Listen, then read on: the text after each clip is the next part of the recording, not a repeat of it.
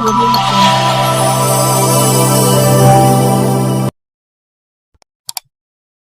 नमस्कार दोस्तों, मैं हूं प्रोफेसर श्रीवास्तव। आप देख रहे हैं। हम आपको बता दें, आज बुधवार के दिन सुबह से ही ओश की चादर बनी हुई है। कड़ाके की ठंड में लोग आग की तरह भी भाग रहे हैं। आज नगर पालिका परिषद क्षेत्र में मौजूद है। हम आपको बता दें, हमारे साथ बात करने के लिए, कुछ सवालों का जवाब देने के लिए मौजूद है अध्यक्ष पद के दावेदार है, सपा से महासचिव है पूर्व मुजीब अहमद उर्फ चोमू जी, जो सामान्य सीट होने के बाद एक बार अपनी दावेदारी ठोक रहे हैं। ये परिवार ऐसा है, आपको बता दें, कि सपा के लिए पूरे जीवन में मरता रहा, लेकिन हिस्से में सिर्फ मेहनत की। आज तक रिकॉर्ड है कि सामान्य सीट होने के बावजूद भी आज सामान्य सीट हुई है, तो एक बार इस परिवार का एक हक भी होता है कहीं ना कहीं कि ये टांडा नगर पालिका से चुनाव लड़े। अब देखना होगा कि पार्टी टिकट देती या नहीं देती, ये बड़ा सवाल। आपको बता दें कि कम्बल वितरण के मुद्दे पर हम बात करेंगे सपा के नेता से। नगर पालिका क्षेत्र में अलाव की व्यवस्था को लेकर कितने संतुष्ट हैं, अलाव को लेकर हम उनसे बात, कई सवालों के जवाब हम पूछेंगे। सपा सोनू जी, आप TV7 में आपका स्वागत है। आप अच्छे नेता हैं। इस कड़ाके की ठंड में जो अलाव की व्यवस्था पालिका प्रशासन की तरफ से की गई है, क्या ये पूरी है? बिल्कुल पूरी नहीं है, क्योंकि अभी आज तो बहुत ज़बरदस्त ठंड पड़ रही है। और ये जो अभी आप हमारे सामने जो आग लगी हुई है, आपने देखा है, ये मोहल्ले के लोगों ने ये बोटा किसने गिराया, ये तो हम लोगों को जानकारी नहीं हो पाई, लेकिन ये लगभग 10 दिन पहले ये बोटा गिरा है। इसको मोहल्ले के लोग अपनी मेहनत से जलाने का काम करते हैं।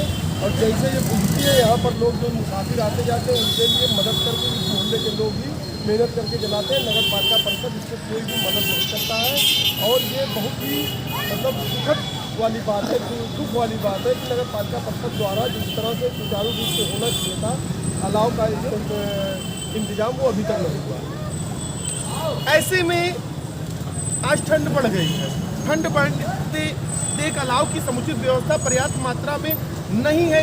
इसे लेकर आप उच्च अधिकारियों से और मुख्यमंत्री से क्या मांग करेंगे? मैं तो यही कहूँगा कि देखिए, ऐसा है कि जो है कानूनी कार्रवाई न करें, क्योंकि जिस तरीके से ठंड बढ़ रही है, जिस तरीके से माहौल बना हुआ है, जनता को जरूरत है अलाव की, कम्बल की, वो चीज़ अभी नहीं हो पा रही है। कुछ समाज सेवी लोग अपनी तरफ से बटवाने का काम कर रहे हैं। अभी प्रशासन की तरफ से हम लोग कोई जानकारी नहीं है, कहीं बताते हैं, कहीं भी नहीं बताते।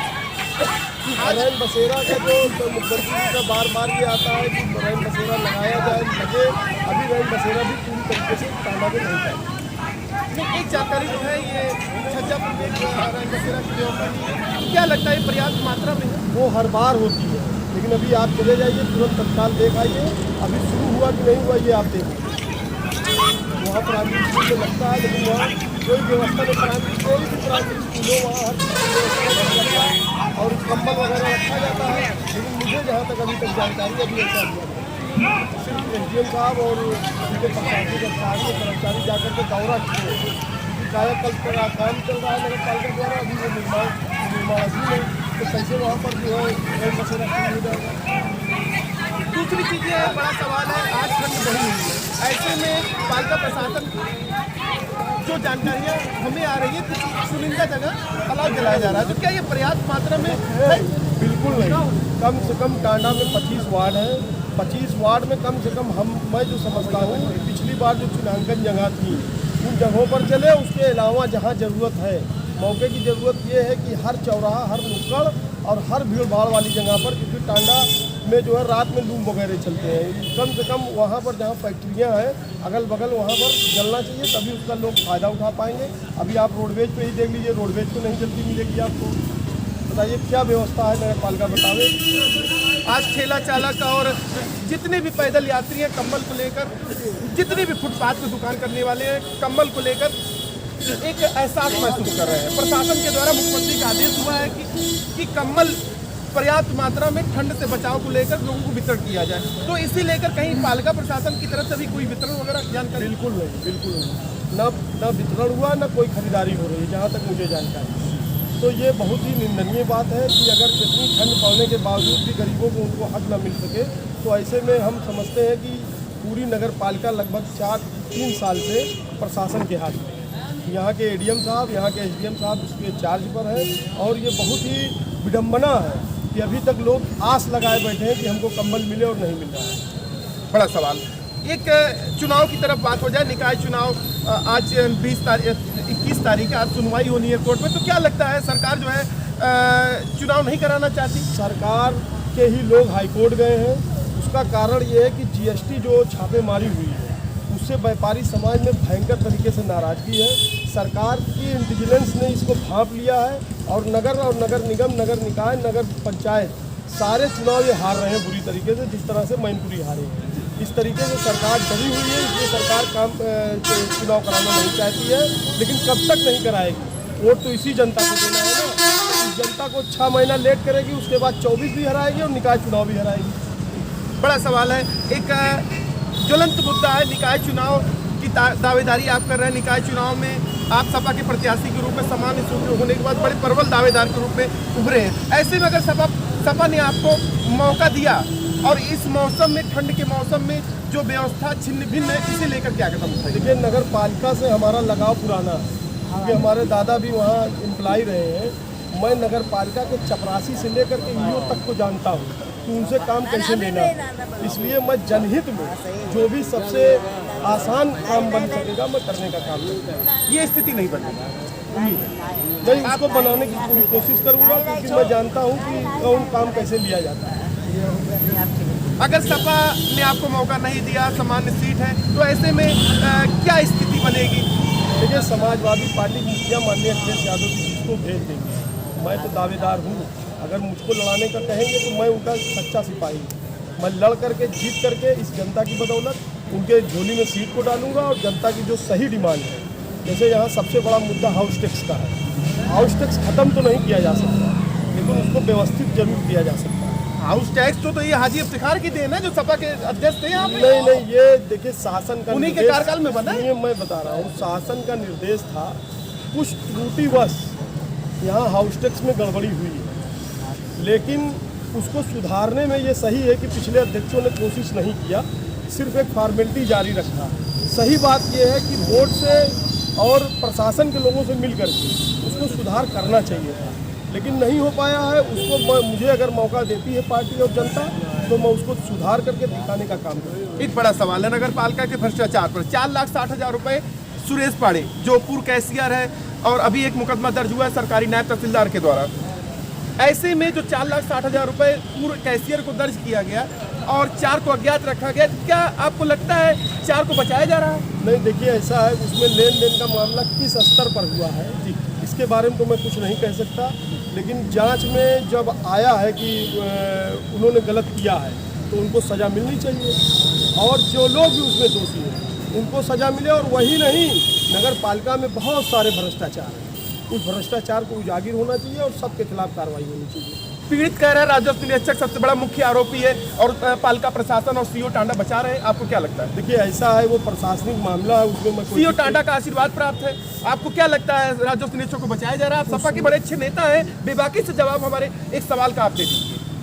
आप हमको ये बताने का कष्ट करें कि 4,60,000 रुपये राजस्व निरीक्षक की पीड़ित चिल्ला के कह रहा है कि समझौता कराने को लेकर हमारे घर में मारपीट की गई, हमारे पति को मारा गया, उस दौरान निवस्त करने का काम किया गया और हम बचाव में आए तो उसको निवस्त कर दिया गया, पीड़ित की पत्नी का कहना है। ऐसे में जो राजस्व निरीक्षक पर मुकदमा न दर्ज करके 4 अज्ञात को रखा गया, क्या आपको लगता है सीओ टांडा का आशीर्वाद प्राप्त? ये बहुत बड़ी मिसाल, अभी एसडीएम भीटी जेल गए हैं, हाईकोर्ट ने उनको जेल भेजने का काम किया। अब कारण क्या है ये भी आप जानते हैं कि जांच में लापरवाही करना। अगर एसडीएम साहब या सीओ साहब जांच में लापरवाही कर रहे हैं तो उनके खिलाफ आपको बता दें पीड़ित परिवार भी बीटी एसडीएम जो जेल गए हैं, जहां तक मुझे जानकारी है, काशीराम आवास घोटाला नहीं था, उनको जांच दी गई थी, उन्होंने जांच में लापरवाही किया, ईओ और एसडीएम ने मिलकर के। हाईकोर्ट ने संज्ञान लिया, पीड़ित परिवार गया हाईकोर्ट और हाईकोर्ट ने संज्ञान लिया। आज जीती जागती मिसाल है कि आज एसडीएम भीटी और ईओ रसड़ा दोनों लोगों को हाईकोर्ट ने अरेस्ट कराया और जेल भेजने का काम किया।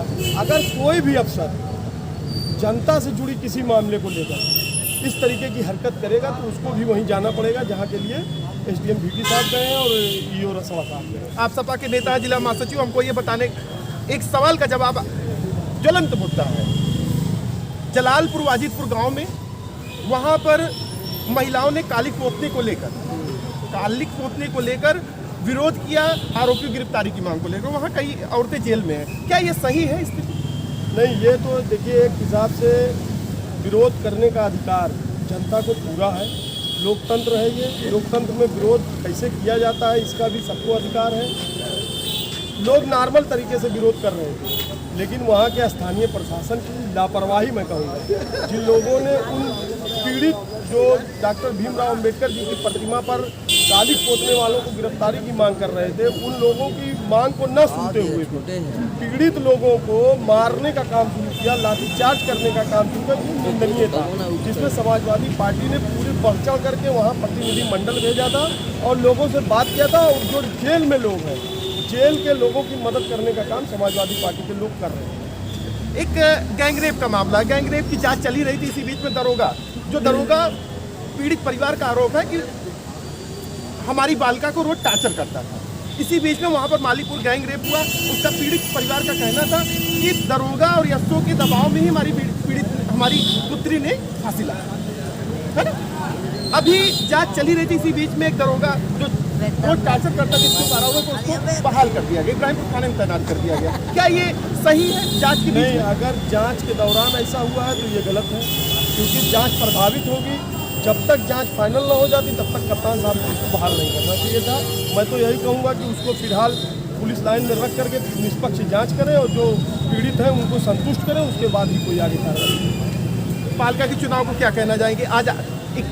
आज जो है 21 तारीख को सुनवाई होनी है, ऐसे में आप क्या मांग करेंगे सरकार से? देखिए, मैं तो यही चाहूँगा कि तत्काल सरकार जो है अपना चुनाव कराने का ऐलान घोषणा करे और जनता के बीच आए, जनता जो फैसला दे उसको स्वीकार करे। धन्यवाद। हमारे साथ बेबाकी से जवाब दे रहे थे सपा के जिला महासचिव पूर्व हैं। उनका कहना है कि निकाय चुनाव सरकार कराने से भाग रही है और आज जिले में कड़ाके की ठंड हो रही है। ऐसे में पालिका प्रशासन की तरफ से अलाव की व्यवस्था समुचित नहीं की गई है। ऐसे में उन्होंने कंबल वितरण की भी मांग की है। ठंड बढ़ गई है। ऐसे में जिला महासचिव ने बेबाकी से सारे सवालों का जवाब हमारे दिया है। अध्यक्ष पद के प्रबल दावेदार, उनका कहना है कि अगर पार्टी ने प्रत्याशी बनाया तो हम चुनाव लड़ेंगे, अगर पार्टी ने प्रत्याशी किसी और को बनाया तो हम उसके साथ रहेंगे, पार्टी के हित में काम करेंगे। मैं प्रोफेसर श्रीवास्तव, TV7 न्यूज सहयोगी पंकज शर्मा के साथ। नमस्कार दोस्तों, मैं हूं जहांगीर आलम। आप देख रहे हैं TV7 न्यूज यूपी। दोस्तों, यह चैनल आपके सहयोग से दिनों रात आगे बढ़ रहा है। दोस्तों, निकाय चुनाव जमघट कार्यक्रम हम आपके सामने लेकर आ रहे हैं। दोस्तों, आपसे अपील है कि वीडियो को ज़्यादा से ज़्यादा शेयर करें, कमेंट करना ना भूलें। आपका यह सहयोग चैनल के लिए महत्वपूर्ण होगा। आपसे अपील है कि हमसे जुड़ने के लिए बेल आइकन की घंटी जरूर दबाएं। नमस्कार।